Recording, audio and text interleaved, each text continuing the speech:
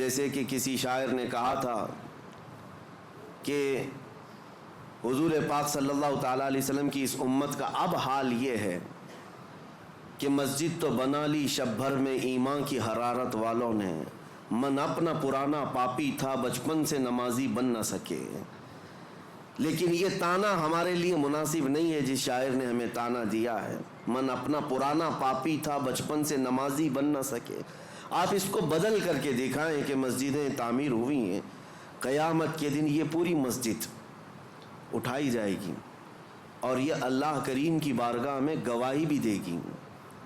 یہ بھی حدیث پاک میں ہے، کچھ مسجدیں اللہ کی بارگاہ میں شکایت کریں گی، مقدمہ کریں گی، اے رب ذوالجلال اس محلے والوں نے مجھے بھوکا اور پیاسا رکھا۔ اس سے پوچھا جائے گا تو بھوکی اور پیاسی کیسے ہوتی؟ مسجد کہے گی کہ جب اذان ہوتی تو مجھے بھوک لگتی، اگر یہ میری صفوں کو بھر دیتے تو میرا پیٹ بھر جاتا، مگر انہوں نے مجھے خالی رکھا، بھوکا اور پیاسا رکھا۔ مسجد اگر کسی کے خلاف مقدمہ کرے قیامت کے دن تو میرے عزیزوں پورا محلہ اس میں شامل ہو جائے گا۔ اس لیے آپ نے مسئلہ سنا ہے کبھی؟ ہر رمضان المبارکہ میں کوئی نہ کوئی ایک مسجد میں اعتکاف ضرور کرے، کیونکہ یہ مسجد کا حق ہے۔ اگر ایک بھی اعتکاف میں نہیں بیٹھا تو پورے محلے والے گنہگار ہیں، سب کے اوپر گناہ ہوگا، اور اگر ایک بیٹھ گیا تو سب کے اوپر سے ذمہ داری ختم ہو جائے گی۔ کیوں؟ مسجد کا حق ہے، اس مسجد کو رمضان کے آخری عشرے میں خالی نہیں رکھا جائے گا۔ اسی طرح سے جو بات میں عرض کر رہا تھا وہ یہ ہے کہ مسجد کو جس طرح تعمیر کر کے چمکایا جاتا ہے، اس سے زیادہ تمہیں خیال ہونا چاہیے مسجد کے متعلق، کہ مسجد کے متعلق آپ کیا کہتے ہیں؟ یہ اللہ کا گھر ہے۔ سب یہی کہتے ہیں نا، مسجد کیا ہے؟ اللہ کا گھر۔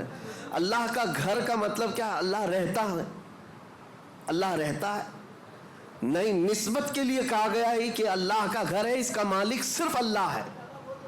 کوئی مسجد کا متولی، کوئی مسجد کا امام، کوئی مسجد کا خادم، کوئی مسجد کا ٹرسٹی کبھی یہ نہ سمجھے کہ یہ میری پراپرٹی ہے۔ مسجدیں جو ہوتی ہیں وہ صرف اور صرف اس کی ملکیت اللہ کے حوالے ہیں۔ کبھی آپ نے سوچا کہ یہ مسجدیں جو شہید ہوئی ہماری، گورنمنٹ تو آفر دیتی ہے کہ اس جگہ چھوڑو دوسری جگہ بنا لو، ہم کیوں نہیں مانتے؟ اس کی وجہ یہ ہے کہ ہم اگر مالک ہوتے تو کمپرومائز کرتے، مالک اللہ ہے، ہمیں صرف حفاظت کے لیے مامور کیا گیا اور ہم زندگی بھر اس کی حفاظت ہی کریں گے۔ اور آپ کو پتہ ہے جب ابرہہ بادشاہ خانہ کعبہ ڈھانے کے لیے آیا تھا کئی 100 ہاتھیوں کو لے کر کے، اس نے مکہ میں سب سے پہلے بڑے بڑے لوگوں کا مال لوٹ لیا اور کئی لوگوں کو قید کیا۔ اس میں حضرت عبد المطلب جو رسول اللہ کے دادا ہیں، ان کے 100 اونٹ اس نے قبضہ کر لیے تھے۔ حضرت عبد المطلب خانہ کعبہ کے متولی تھے، اس وقت متولی تھے، خدمت پر آپ ہی مامور تھے۔ تو خانہ کعبہ کو ختم کرنے کے لیے آیا تھا ابرہہ بادشاہ یمن سے کئی ہاتھیاں لے کر۔ حضرت عبد المطلب گئے بات کرنے کے لیے کہ میں بات کرتا ہوں، تو ابرہہ نے ان کو اجازت دی آنے کے لیے اپنے دربار میں۔ آئے، پوچھا اس نے کہ کیا معاملہ لے کر آئے ہو؟ حضرت عبد المطلب نے کہا میرے جو 100 اونٹ تم نے ہتھیائے ہیں وہ واپس کر دو، مجھے میرے اونٹ دے دو۔ وہ ہنسنے لگا کہ تجھ کو کس نے خانہ کعبہ کا متولی بنایا؟ تجھے پتہ نہیں میں یہاں کیوں آیا؟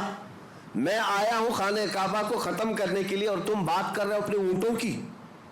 ہونا تو یہ چاہیے تھا کہ تم میرے سے بات کرتا کہ کعبے کو مت ڈھاؤ، کعبے کو مت برباد کرو۔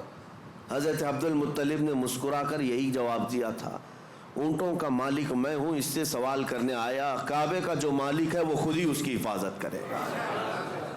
اللہ کریم وہ حفاظت فرمائے گا، ہم تو اس کی خدمت پر مامور ہیں۔ عزیزان گرامی،